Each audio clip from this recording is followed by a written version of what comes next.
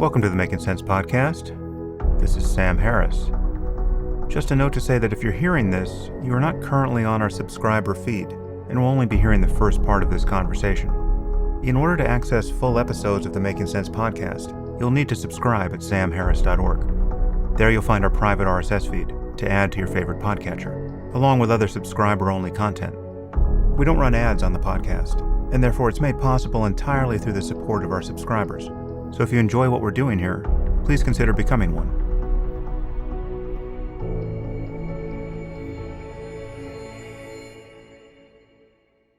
Welcome to the Making Sense podcast. This is Sam Harris. Just a reminder that subscribers to the podcast can now share full episodes by going to the episode page on my website and getting the link. And you can share one-to-one with friends and family, or you can post to social media, whatever you like. Okay. Today I'm speaking with Mustafa Suleyman. Mustafa is the co-founder and CEO of Inflection AI and a venture partner at Greylock, a venture capital firm. Before that, he co-founded DeepMind, which is one of the world's leading artificial intelligence companies, now part of Google.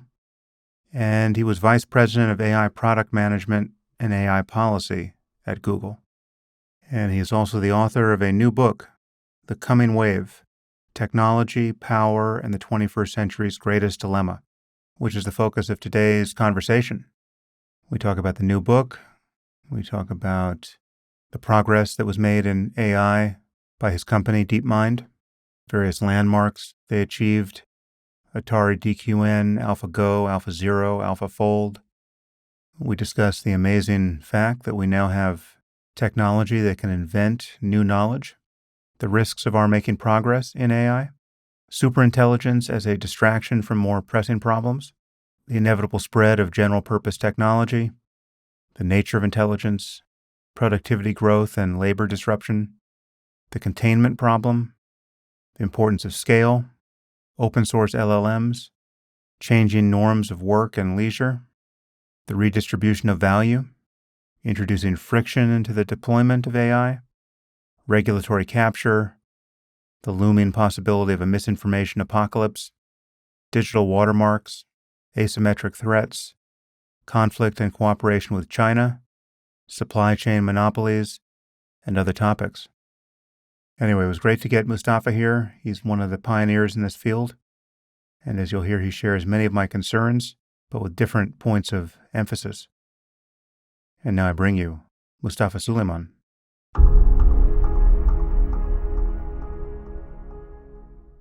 I am here with Mustafa Suleyman. Mustafa, thanks for joining me. Great to be with you, Sam. Thanks for having me. So you have a new book which the world needs, because this is the problem of our time. The title is The Coming Wave: Technology, Power, and the 21st Century's Greatest Dilemma. And we'll get into the book because it's really quite a good read. And we will talk about what that coming wave is. But you're especially concerned about AI, which is your wheelhouse, but also you're talking about synthetic biology and to, I guess, a lesser degree, robotics and some other technologies that are going to be more and more present if things don't run totally off the rails for us. But before we jump into the book, let's talk about your background. How would you describe the bona fides that have brought you to this conversation? Yeah, I mean, I started life, I guess, as a entrepreneur. When I was 18, I started my first company, which was a point-of-sale system sales company, and we were sort of installing these sort of very early PDAs back in 2002, 2003, and networking equipment. I wasn't successful, but that was my first attempt. I dropped out of Oxford at the end of my second year, where I was reading philosophy, to start a charity, and I helped 2 or 3 other people get a telephone counseling service off the ground. It was a secular service for young British Muslims. I was just turned an atheist at the time, having been to Oxford, discovered human rights principles and the ideas of universal justice. And managed to sort of move out of the faith and decided that I really wanted to, dedicate my life to doing good, and studying philosophy and the theory was too esoteric and too distant from action. I'm a very kind of practical, action-focused person. So I spent a couple years doing that. A little bit after that time, I spent a year or so working in local government as a human rights policy officer for the mayor of London at the time. I think I was 21 when I started that job. It was very big and exciting, but ultimately quite unsatisfying and frustrating. Who was the mayor? Was that Johnson? That was before Johnson, yeah, quite a bit before. It was Ken Livingstone back in 2004. Right. So quite a while back in London. And then from there, I wanted to see how I could scale up my impact in the world. And, I helped to start a conflict resolution firm. I was very lucky at the age of 22 to be able to co-found this consultancy with a group of some of the most practiced negotiation experts in the world, some of the people who are involved in the peace and reconciliation process in South Africa post-apartheid. And there's a big group of us coming together with very different skills and backgrounds. And I had an incredible 3 years there, working all over the world in Cyprus and for the Dutch government, for on the Israel-Palestine question, in many different places. And it was hugely inspiring and taught me a lot about the world. But I sort of fundamentally realized from there that if I didn't get back to technology, I would miss the most important transition, wave, if you like, happening in my lifetime. And, I set about shortly after the climate negotiations that we were working on in 2009 in Copenhagen. Everyone left feeling frustrated and disappointed that we hadn't managed to reach agreement. And this was the year that sort of Obama was coming over and everyone had a lot of hope. And it didn't happen, it turns out, for another 10 or 12 years. And I sort of had this aha moment. I was like, if I don't get back to technology, then I'm going to miss the most important thing happening. And so I set about on this quest, trying to sort of find anyone anyone who I knew, even tangentially, who was working in technology. And my best friend from when we were teenagers, his older brother was Demis Hassabis. And we were playing poker together one night in the Victoria Casino in London, and we got chatting about the ways that at the time we framed it as robots were going to transform the world and deliver enormous productivity boosts and improve efficiency in every respect. And we were sort of debating, like, how do you do good in the world? How do you get things done? What is the real set of incentives and efforts that really makes a difference? And both very passionate about science and technology and having a positive impact in the world. And, one thing led to another, and eventually we ended up starting DeepMind. I did that for 10 years. Along with Shane Legg, right? Shane is our other co-founder, exactly. Shane was at Gatsby Computational Neuroscience Unit in London at the time, and he was just finishing, he had just finished his PhD a few years earlier. He was doing postdoctoral research. And his PhD was on definitions of intelligence, which was super interesting. It was very obscure and really, really relevant. He was sort of trying to synthesize 60 or so different definitions of intelligence and tried to sort of abstract that into an algorithmic construct, one that we could use to measure progress towards some defined goal. And his frame was that intelligence is the ability to perform well across a wide range of environments. So the core emphasis was that intelligence was about generality, right? And we can get into this. There's lots of different definitions of intelligence which place emphasis on different aspects of our capabilities, but generality has become the core concept that sort of dominated the field for the last sort of 12, 15 years. And of course, the term AGI, I mean, that predated Shane, but I think it was very much popularized by our kind of mission. It was really the first time in a long time that a company had been founded to invent general intelligence, or AGI. And that was our mission, to try and build safe and ethical artificial general intelligence. So I'm trying to remember where we met. I know we were both at the Puerto Rico conference at the beginning of 2015 that I think, I don't know if it was the first of these meetings, but it was the first that I was aware of that really focused the conversation on AI safety and risk. And I know I met Demis there. I'm not sure. I think you and I met in LA subsequent to that. Is that right? Yeah, I think we met. I can't remember if we met before or after that, but I think we had a common interest in our LA conversation. I think it might have been just before that, talking about extremism and radicalization and terrorism, and Oh, within Islam. Yeah. Yeah. Yeah. that's right. Yeah. Yeah. So, I can't, I don't think we met in Puerto Rico, but that conference was very formative of my, it was really like my first impression of how big a deal this was going to be ultimately. And then there was a subsequent conference in 2017 at Asilomar where I think we met Right. again, and I think I met Shane there as well. So let's before we jump into again the book and what you're doing currently, because you've since moved on from DeepMind and you have a new company that we'll talk about. But let's talk about DeepMind because it really was, before it's been eclipsed in the popular consciousness by OpenAI of late with the advent of ChatGPT and large language models. But prior to that, really, DeepMind was the preeminent, may in fact still be the preeminent AI company, but it's now a branch of Google. Give us a little bit of the history there and tell us what was accomplished, because at DeepMind you had several breakthroughs that were just fundamental, and you really put AI back on the map. And prior to what you did there, we were in an so-called AI winter, where it was just common knowledge that this artificial intelligence thing wasn't really panning out. And then all of a sudden, everything changed. So I think pre-acquisition, which was in 2014, I think there were probably two principal contributions that we made. I think the first is we made a very early bet on deep learning. I mean, the company was founded in 2010, in the summer of 2010. And it really wasn't for a couple of years that deep learning had even appeared on the field, even academically, with the ImageNet challenge a few years after we founded. Mm-hmm.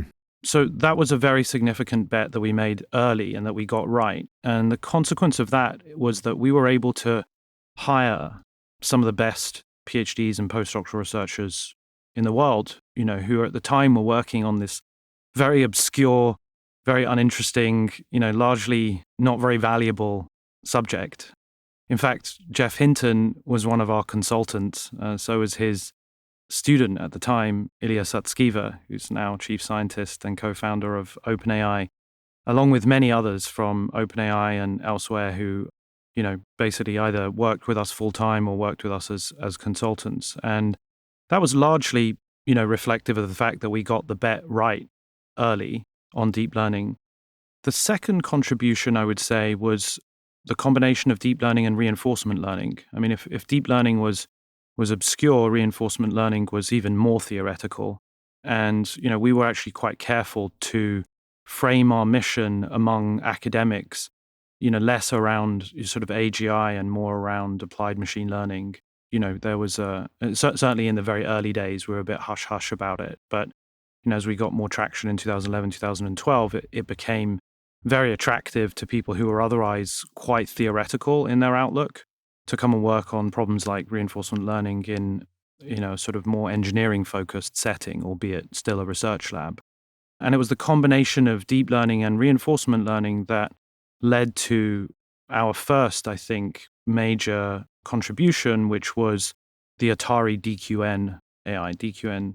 So, DQN was a pretty incredible system. I mean, it essentially learned to play 50 or so of the old school sort of 80s Atari games to human level performance, simply from the pixels, learning to correlate a set of rewarding moments in the game via score with a set of frames that led to that score in the run up to that and the actions that were taken there. And that was a really significant achievement. It was actually that which caught Larry Page's attention and led him to email us, and sort of invite us to come and be part of Google. And then Google acquired you And what was the logic there? It was just good to have Google's resources to scale, or? I mean, Larry made a very simple claim, which was, I've spent, the last, 10 years or so building a platform with all the resources necessary to make a really big bet on AGI. Why should you guys go through all of that again? We'll give you the freedom you need to carry on operating as essentially a, independent subsidiary, even though we were part of Google. Why wouldn't you just come and work with us and have all the resources you need to scale, significantly, which is what we did. And it was a very compelling proposition because at the time, monetizing deep learning back in 2014 was going to be really tough. So, but Google had its own AI division as well that was just kind of working in parallel with DeepMind. Did you guys, at some point you guys merged? I don't know if that happened after you left or before, but how did that, was there a firewall between the two divisions for a time and then that came down, or how'd that work? Yeah, so the division you're referring to is Google Brain, which is run by Jeff Dean, and I think that started in 2015 with Andrew Ng actually as well. Mm-hmm. And, in some ways that's the kind of beauty of Google's scale, right? That it was able to run multiple huge billion-dollar efforts in parallel. And the merger, which I think has been long coming, actually only happened this year. Mm-hmm. So Google plus DeepMind is now Google DeepMind. And most of the kind of open-ended research on AI is now consolidated around Google DeepMind, and all of the sort of more focused applied research that helps Google products more directly in the short term is focused on a separate division, Google Research. Right. So you had the Atari game breakthrough, which caught everyone's attention because you have these, if memory serves, you managed to build a system that it achieved human level competence and beyond, and also achieved novel strategies that many humans wouldn't come up with. But then the real breakthroughs that got everyone's attention were with AlphaGo and AlphaZero and AlphaFold. Perhaps you can run through those, because that's when, at least to my eye, things just became unignorable in the AI field. Yeah, that's exactly right. I mean, it's pretty interesting because sort of after we got acquired, it was actually Sergey that was sort of insisting that we tackle Go. I mean, his point was, that Go is a massively complex space, and all the traditional methods that had previously been used for games before DQN, which essentially involved handcrafting rule-based features, which is really what drove the work behind Deep Blue, IBM's model, a long time ago, 97, I think it was. Go has something like 10 to the power of 170 possible configurations of the board. So it's a 19 by 19 board with black and white stones. And the rules are very simple. It's a turn-based game where each player simply moves places one stone on the board. And when you surround your opponent's stones, you remove them from the board. And the goal is to sort of surround your opponent. And so it is a very simple rule set, but it's a massively complicated possible set of different configurations that can emerge. And so you can't sort of search all possible branches of that space because it's so enormous. Yeah. I mean, 10 to the 170 is like more atoms than there are in the known universe, approximately. Yeah. I think it's something like 10 to the 80 that gets you all the protons in the universe. So yeah, it gets bigger still when you're talking about Go. Yeah. Right. Yeah. So, so this needed a new suite of methods. And, I think it was an incredible experience seeing AlphaGo progressively get better and better. I mean, we already had an inkling for this when we saw it play the Atari games, but this was just seismically more complicated and vast. And yet it was using the same basic principle, actually the same principle that has subsequently been applied in protein folding too. So, I think that's what's really interesting about this is that it's the generality of the ideas that simply scale with more compute, because a couple of years later, AlphaGo became AlphaZero, which essentially achieved superhuman performance without any learning from prior games. So, part of the trick with AlphaGo is that it looked at hundreds of thousands of prior games. It's almost like the expert knowledge of existing players that has been handed down for centuries of playing the game. Whereas AlphaZero was able to learn entirely through self-play. Almost like, I think the intuition is spawning instances of itself in order to play against itself in simulated environments many, many hundreds of millions of billions of times, way more, it turns out to be way more valuable than bootstrapping itself from the first principles of human knowledge, which, if you think about the size of the state space, represents, a minor subset of all possible configurations of that board. And that was a kind of remarkable insight. And actually, it did the same thing for other games, including chess and shogi and so on. Mm. Yeah, that's a really fascinating development where it's now uncoupled from the repository of human knowledge. It plays itself, and over the course of, I think it was just a day of self-play, it was better than AlphaGo and any other system, right? Right, that's exactly right. And obviously that's partly a function of compute, but the basic principle gives an important intuition, which is that because these methods are so general, they can be parallelized and scaled up. And that means that, we can sort of take advantage of all of the, traditional assets of, computing infrastructure rather than relying on, old school methods, perfect memory, parallelizable compute, Moore's law, daisy chaining compute together, just like we do with GPUs these days. So, in some ways, that's the key intuition, because it means the sort of barrier to application of the quality of the algorithm is lower because it's turbocharged by all these other underlying drivers, which are also improving the power and performance of these models. Mm-hmm. And also, AlphaZero, when it was playing the world champion, came up with a move that all Go experts thought they immediately recognized as a mistake, but then when the game played out, it turned out to be this brilliant novel move that no human would have made, and it's just a piece of discovered Go knowledge.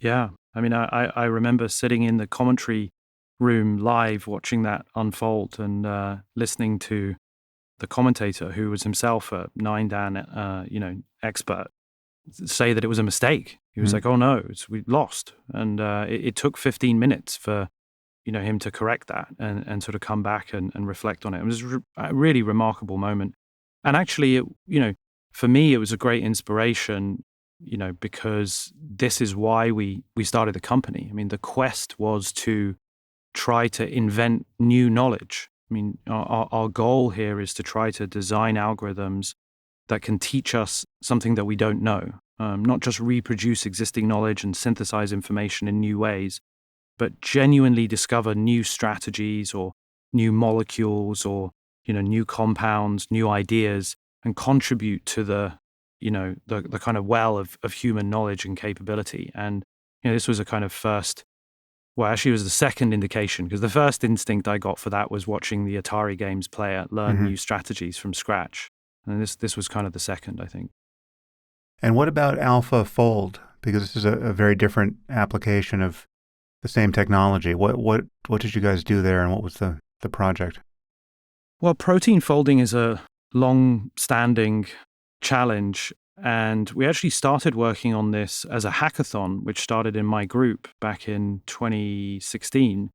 And it was really just an experiment to see if, some of the AlphaGo models could actually make progress here.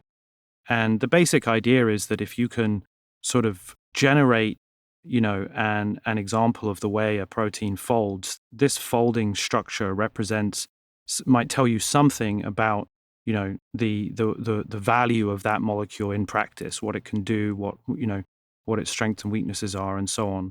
And so, the nice thing about it is because it operated in a simulated environment, it was quite similar to some of the games that we had been playing, teaching our models to play. And, previously the experiments had done something like 190,000 proteins, which is about 0.1% of all the proteins in existence. But But in AlphaFold 2, the team actually open sourced something like 200 million protein structures all in one go, which is sort of all known proteins. This is a massive breakthrough that took 4 or 5 years of work in development, and I think just gives an indication of the kinds of things that become possible with these sorts of methods. Yeah, I forget. Someone gave what purported to be a kind of a straightforward comparison between what AlphaFold did there and the academic years of PhD theses, and it was something like 200 million PhD theses got accomplished in a few years there in terms of solving those protein folding problems. Yeah, I mean that's those kinds of insights, those kinds of sort of compressions are similar to across the board with many technologies. Like another one that's sort of similar to that is that the amount of sort of labor that once produced 50 minutes of light in the 18th century, now produces 50 years worth of light. And that just gives a sense for how technology has this massive compressive effect that is hugely leveraging in terms of what we can do. Yeah, there's another crazy analogy in your book talking about the size of these, the parameters of these new large language models, which we'll get to. But the comparison was something like executing all of these floating point operations. It's if every operation were a drop of water, the largest large language models execute as many calculations as would fit into the entire Pacific Ocean. So it's just the scale is astounding. Right. So your book was a bit of a surprise for me because you are more worried than I realized about how all of this can go wrong. And I got the sense you and I haven't spoken very much, but in talking to you and Demis and Shane, I got the sense that, and these conversations are now several years old, that you were more sanguine about our solving all of the relevant problems, alignment being the chief among them, but other concerns of bad incentives and arms race conditions and et cetera. You all were putting a fairly brave face on a problem that was making many of us increasingly shrill and, not to say hysterical. And so there were, I guess the most hysterical voice of the moment is someone like Eliezer Yudkowsky. And there was obviously Nick Bostrom and others who were, issuing fairly grave warnings about how it was more likely than not that we were going to screw this up and build something that we really can't control ultimately and that could well destroy us. And on the way to the worst possible outcome, there are many bad, very likely outcomes like, a misinformation apocalypse and other risks. But in your book, you don't give the risks short shrift. I mean, you do seem to suggest that, and certainly when you add in the attendant risks of synthetic biology here, which we'll talk about, you are quite worried, and yet there's no, as you agree with a point I made early on here, which is that, as worried as we are, there really is no brake to pull. I mean, the incentives are such that we're going to build this, and so we have to sort of figure out how to repair the rocket as it's taking off and align it properly as it's taking off, because there's no getting off this ride at the moment, despite the fact that people are calling for a moratorium, or some people are. So I guess before we jump into the book, when did you get worried? Were you always worried, or are you among the newly worried people like Geoff Hinton, like Geoffrey Hinton, who you mentioned is really the godfather of this technology, and he just recently resigned from Google so that he could express his worries in public, and he seems to have just become worried in the presence of these large language models, and it's quite inscrutable to me that he suddenly had this change of heart, because in my view, the basis for this concern was always self-evident. So give me the memoir of your concerns here. Yeah, so this is not a new consideration for me. I've been worried about this from, the very first days when we founded the company. And, in fact, our strap line on our business plan that we took to Silicon Valley in 2010 was building artificial general intelligence safely and ethically for the benefit of everyone. And that was something that was critical to me all the way through. When we sold the company, we made it a condition of the acquisition that we have an ethics and safety board with some independent members overseeing technology in the public interest, that our technologies wouldn't be used for military purposes like lethal autonomous weapons or surveillance by the state. And since then at Google, I, went through lots and lots of different efforts to experiment with different kinds of oversight boards and charters and external scrutiny and independent audits and all kinds of things. And so it's definitely been top of mind for me all the way through. I think where I diverge from the sort of Bostrom camp a bit is that I think that the language around superintelligence has actually been a bit of a distraction.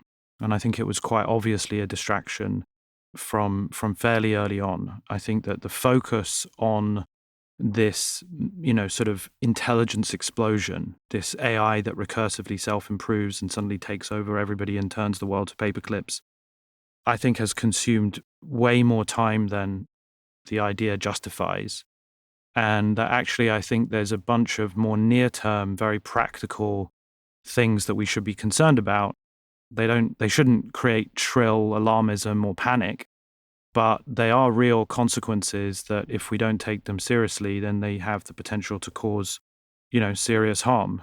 And if we continue down this path of complete openness without any, sort of checks and balances on how this technology arrives in the world, then essentially it has the potential to cause a great deal of chaos. And I'm not talking about AI is running out of control and, and robots and so on. I'm really talking about, massively amplifying the spread of Hmm. misinformation and more generally reducing the barrier to entry to be able to exercise power.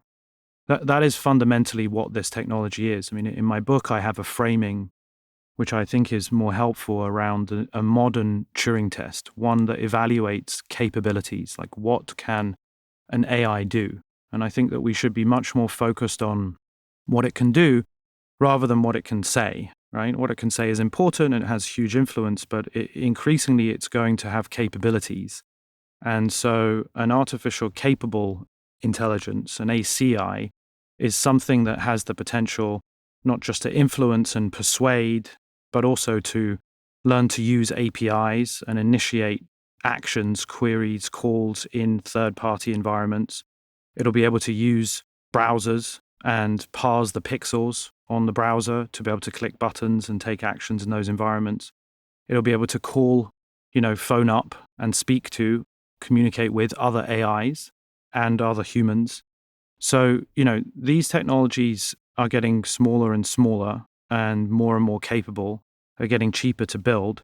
And so if you look out over a 10 to 20 year period, I think the story is one of a proliferation of power in the conventional sense, not so much an intelligence explosion, which, by the way, just for the record, I think is an important thing for us to think about. And I care very deeply about existential risk and AGI safety.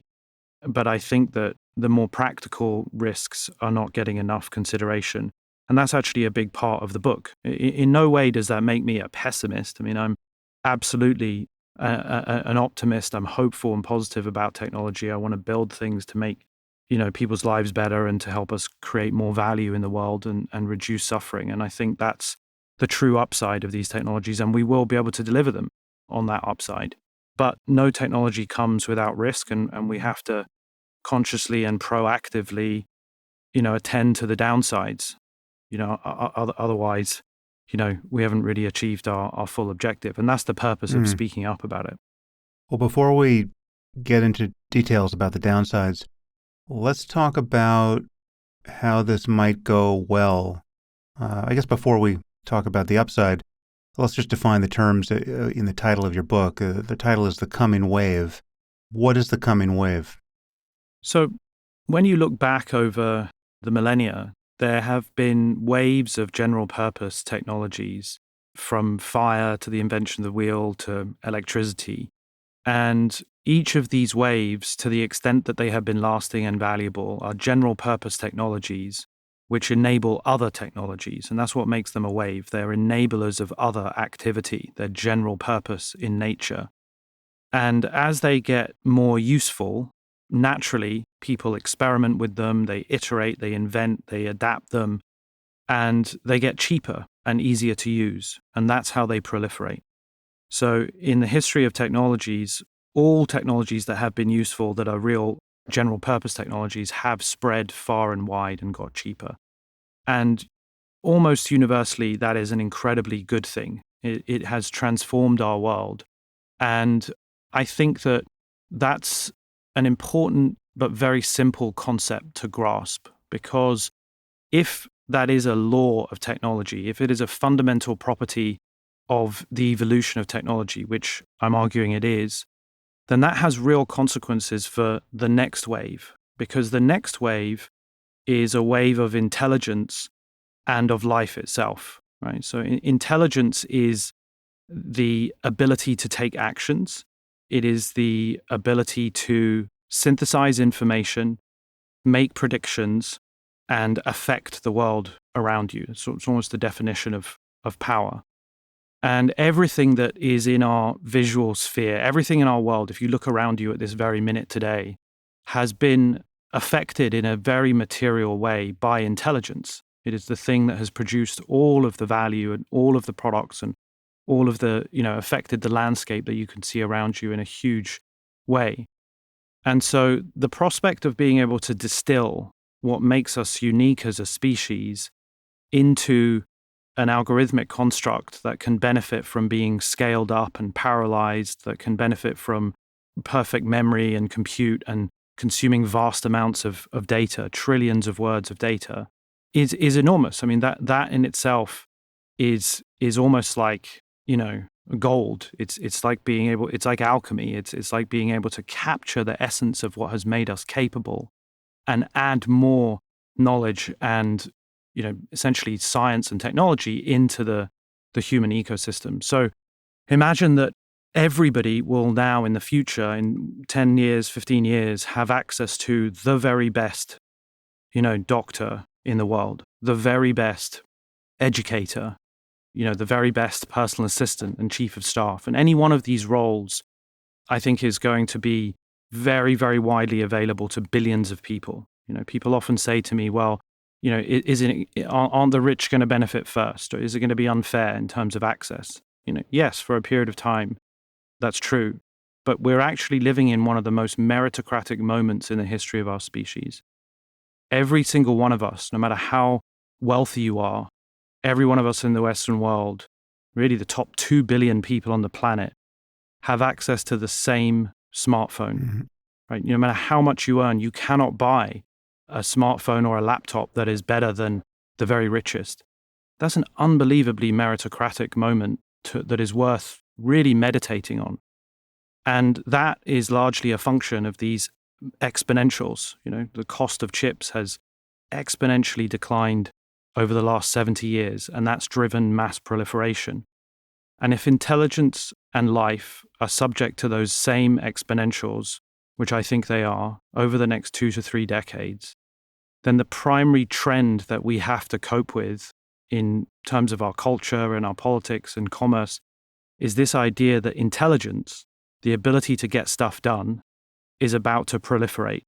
And that's going to produce a Cambrian explosion of productivity. Everybody is going to get access to a tool that enables them to pursue their agenda, to make us all smarter and more productive and more capable. So I think it might be one of the most productive periods in the history of humanity. And I think, of course, the challenge there is that it may also be one of the most unstable over the next 20 years. Yeah, so that cornucopia image immediately begets the downside concern of massive labor disruption, which many people doubt in principle. They just think that we've learned over the course of the last 200 years of technological advancement and economic thinking that there is no such thing as a true canceling of a need for human labor. And so people draw the obvious analogies from agriculture and other previous periods of labor disruption and conclude that this time is no different. And we will, while there might be a few hiccups, what's going to happen here is that all of these productivity gains and job canceling innovations born of AI will just open new lanes for human creativity, and there'll be better jobs. And, we're just as we were happy to get rid of jobs in agriculture and coal mines and open them up in the service sector, we're going to do the same with AI. I remain quite skeptical of that this time is the same, given the nature of the technology. This is the first, as you just said, this is the first moment where we are envisioning a technology which is a true replacement for human intelligence.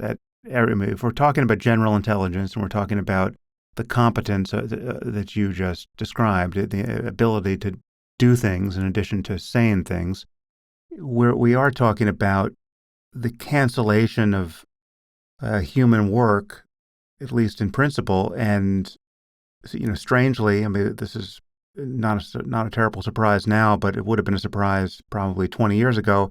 This is coming for the higher cognitive, higher status, white-collar jobs before it's coming for blue-collar jobs. How do you view the prospect of labor disruption here, and how confident are you that everyone can be retrained with their nearly omniscient AI assistants and chiefs of staffs and find something worth doing that other people will pay them to do? Yeah, I'm with you. I've long been skeptical of people who've said that, this will be just like the agricultural revolution, or, this will be like the horse and cart and cars. People will have more wealth. The productivity will drive wealth creation, and then that wealth creation will drive demand for new products. And we couldn't possibly imagine what people are going to want to consume and what people are going to create with this new wealth and new time. And that's typically how the argument goes. And I've never found that compelling. I think that if you look at it, it's been quite predictable the last decade. These models are deliberately trying to replace human cognitive abilities. In fact, they have been slowly climbing the ladder of human cognitive abilities for many years. We started with image recognition and audio recognition, and then moved on to, audio generation, image generation, and then text, understanding, text recognition, and then now text generation. And, it was kind of interesting because if you think even just 2 or 3 years ago, people would have said, well, AIs will never be creative. That's not achievable. That creativity will always be the preserve of humans, and judgment is somehow unique and special to what it means to be human. Or AIs will never have empathy. We'll always be able to do care work, and, emotional care is something that's special. You can never replace that connection. Both of those are now self-evidently not true, and I think have been quite predictable.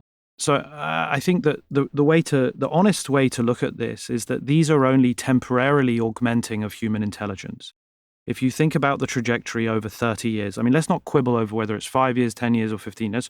Just think about it long term. I think we can all agree long term. If these exponential trajectories continue, then they're clearly only temporarily going to turbocharge an existing human. And so we have to really think, okay, long term, what does it mean to have systems that are this powerful, this cheap, this widely proliferated?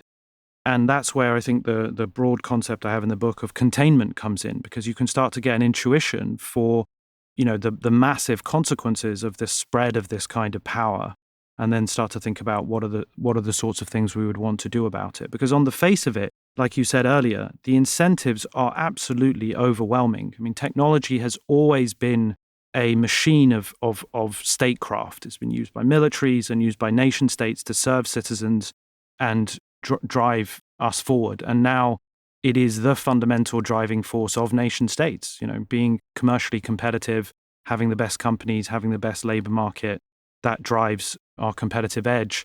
So from a state perspective, a nation state perspective, from an individual scientific perspective, the huge drive to explore and invent and discover.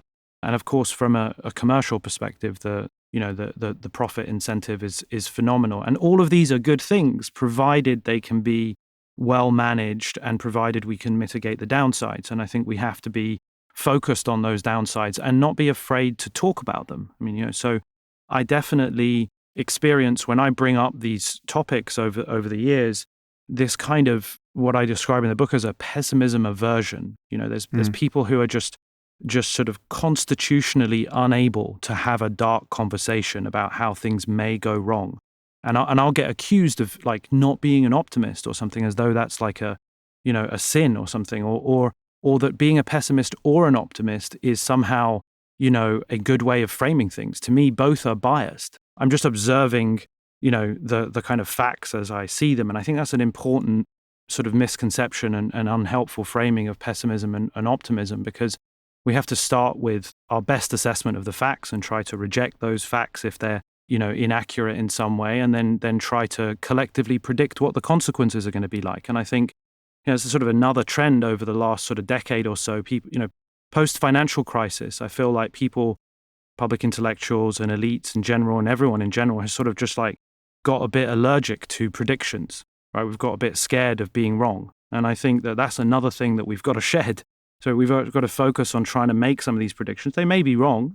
I may have got this completely wrong, but it's important to lay out a case for what might happen and start taking steps towards, mitigation and adaptation.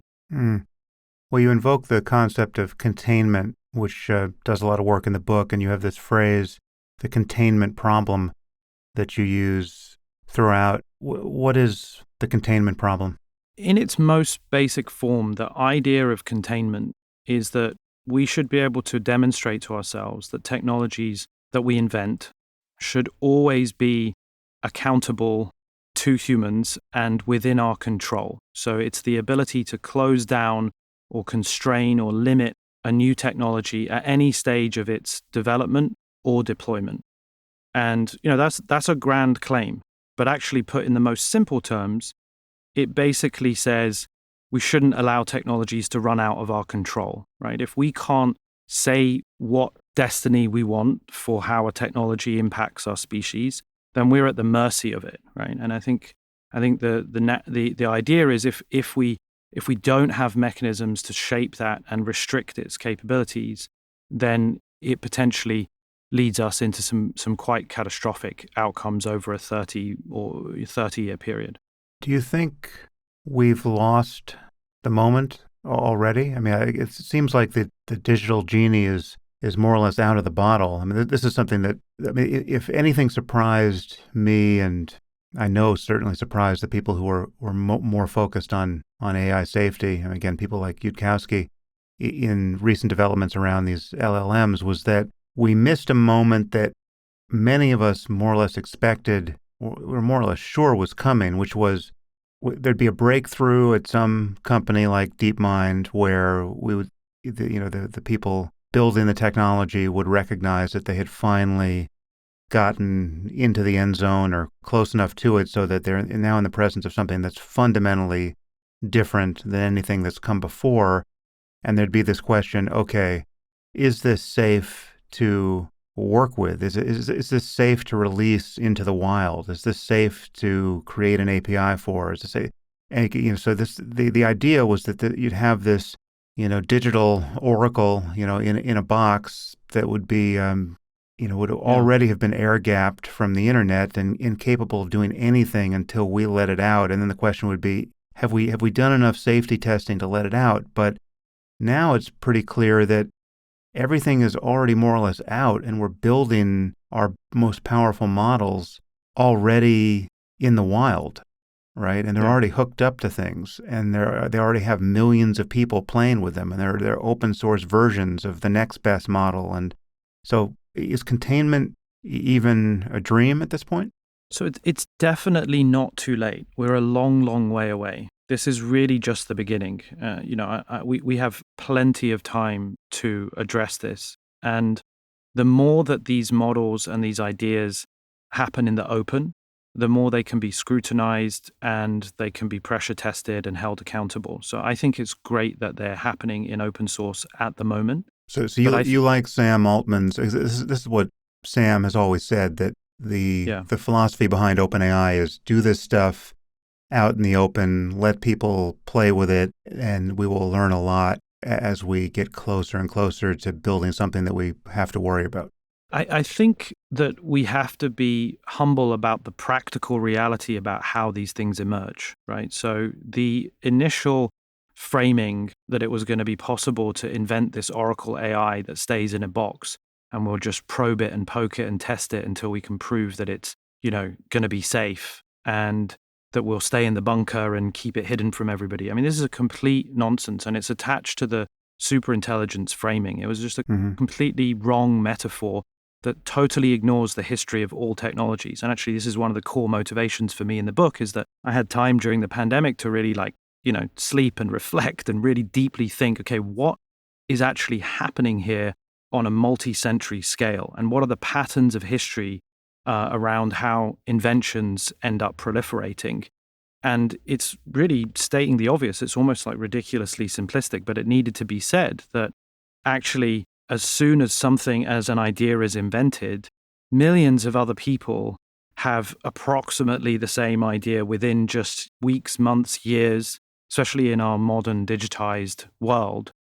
And so we should expect, and as we do see, the open source movement to be right hot on the heels of the absolute frontier. And so, just one small example of that to give an intuition, GPT-3 was launched in the summer of 2020, so 3 years ago, 175 billion parameters, and is now regularly being trained at 2 billion parameters.